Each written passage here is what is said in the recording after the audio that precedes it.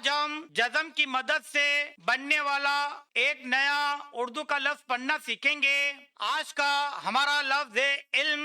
آئیے اب ہم اس لفظ کو حصوں میں توڑ کر پڑھنا سیکھتے ہیں۔ اس کی ہجے کرنا، واحد جمع، مذکر و مؤنث اور جملوں میں استعمال کرنا سیکھتے ہیں۔ لفظ کا تعارف۔ علم یہ ایک عربی زبان کا لفظ ہے۔ اس کے معنی جاننا، پہچاننا یا واقفیت حاصل کرنا ہے۔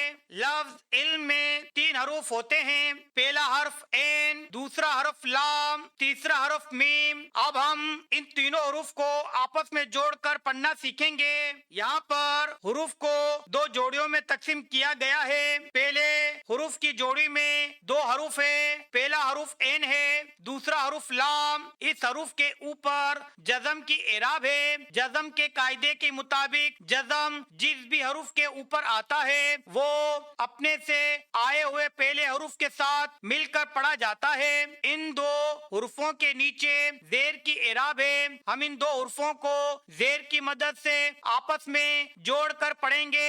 دوسرے حرف کی جوڑی میں ایک حروف ہے، اس حروف کو ہم ساکن کر کے پڑھیں گے۔ پہلے حروف کی جوڑی میں جو آواز نکلتی ہے وہ ہے عین، لام، زیر ال۔ دوسرے حروف کی جوڑی میں جو آواز نکلتی ہے وہ ہے میم ساکن۔ اس طرح سے لفظ بنا علم۔ آئیے اب ہم اس لفظ کی واحد جمع سیکھتے ہیں۔ لفظ علم ایک واحد ہے، علوم اس کی جمع۔